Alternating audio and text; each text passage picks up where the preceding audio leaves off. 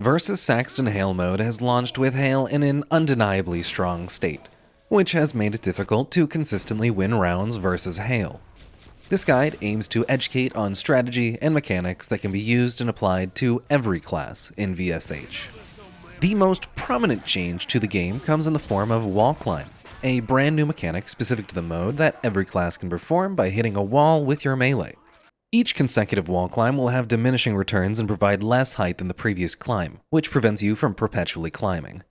With the wall climb being usable on every class, you can then combine it with that class's movement abilities and maintain your momentum and airborne status, specifically allowing for new market gardening techniques. The main form of advanced technique utilizing wall climb is climbing using floors. Of course, you can use this while stationary, but it's most useful when you can maintain your momentum from running. It's easiest to perform this technique by starting with the jump into a crouch, followed by hitting the floor as you move downwards. But it can also be performed by skipping the jumping step entirely, going straight into a crouch and swinging before you lose your forward momentum. And if your melee is long enough, you can simply swing while looking downwards and achieve the same results. Floor climbing is one of the best methods for dodging or juking a Hale who doesn't expect it, but beware of where you are because mistakes are common. There are a few other general things that are good to know that can apply to everyone. It's good to remember a Hale gains HP and scales based on the amount of players on your team, so any player not pulling their weight negatively affects the rest of the team. Assuming all of your teammates are playing the game, typically keeping a decent spread of different classes and roles will help keep your team balanced and more than capable of winning versus Hale. All classes are unique, and specific loadouts play completely differently and fill different roles.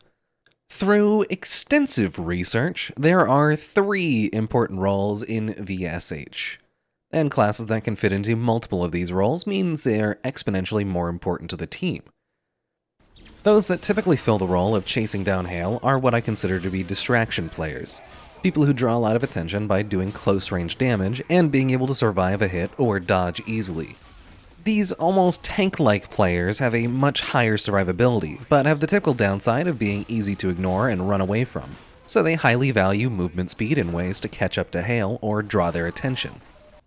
As with any game mode, you'll also need big damage, so there are classes focused entirely on that, dealing big, burst damage when the opportunity arises.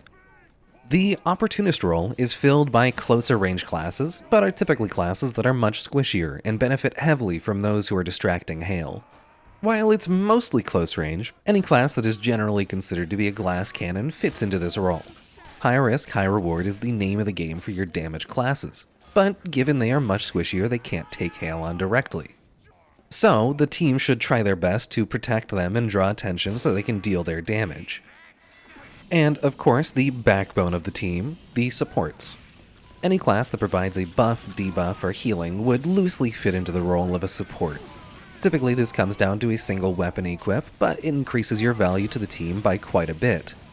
Having a good spread of different debuffs and buffs will provide your team with more damage and healing that would otherwise be lacking. Anytime Hale is marked or Gerarded is extra damage done. Milk or Conch can provide damage-based healing that can help keep the team healthy to stay aggressive. And slowdowns and speed boosts will help keep up with or away from Hale, helping everyone stay alive longer. Buffs are stronger when they're able to affect the most amount of people, so you'll want to stay near your team to support and be supported by them. A lot of these playstyles very often put you at risk of being targeted by Hale. Applying a debuff directly to Hale affects everyone dealing damage, but if nobody is nearby to deal damage to Hale, it's not worth risking your life to apply a debuff. And parts of that can be applied to everyone. You can't deal damage if you're dead, and staying alive is the name of the game here. Living longer means more time to deal damage. Outside of not getting hit, the easiest way to prevent dying in general is to stay out of one-shot range. Being above 195 HP will prevent you from dying in one hit from Hale's melee. Certain classes can't quite reach that 195 HP breakpoint, so they rely pretty heavily on a medic to overheal them in order to survive. And on the topic of staying alive, don't get your teammates killed. Make sure that if you're using a knockback weapon of some kind, you're not pushing Hale into your teammates.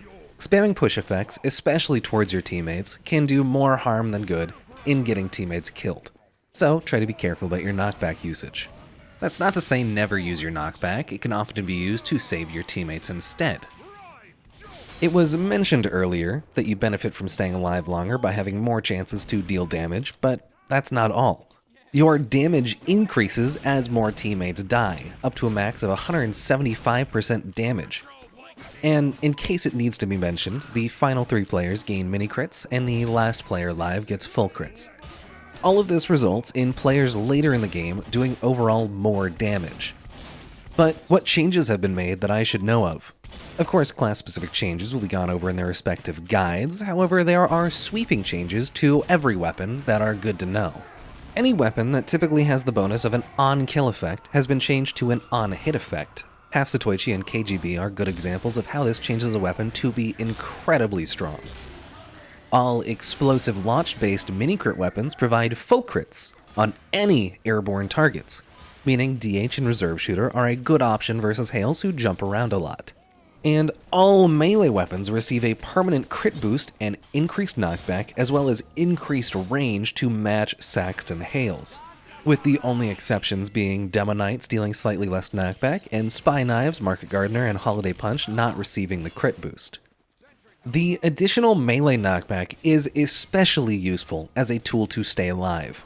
Every class should use it to their advantage and push away a Hale who is chasing them down. And I cannot stress this enough. Using your melee weapon changes a 0% chance of survival to at least a 50. Your melee is both your strongest close-range damage option as all classes, as well as your strongest defensive tool as everyone but Spy, so make use of it. And it doesn't have to stop there. My favorite strategies involve going for a melee hit to knock Hale into the air, and then following it up with a ranged weapon for some solid burst damage. In the same way that MVM favors weapons built to take out large crowds, VSH favors weapons that are capable of dealing consistent damage to a highly mobile single target, as you may expect. So, slow projectiles and strategies involving waiting for Hale to approach you generally don't work as intended. And while they may succeed occasionally, playing Engineer in the corner of the map only to deal 200 damage doesn't really help the team. And good luck landing a direct rocket on a Hale flying around. Until there's a major rebalance of some kind, you're better avoiding any loadout or playstyle that's generally weaker. And that's all I think we should go over for now. If I've forgotten something, feel free to leave a comment. Again, class-specific stuff will be in their individual guides. Thanks for watching. GG's. See ya.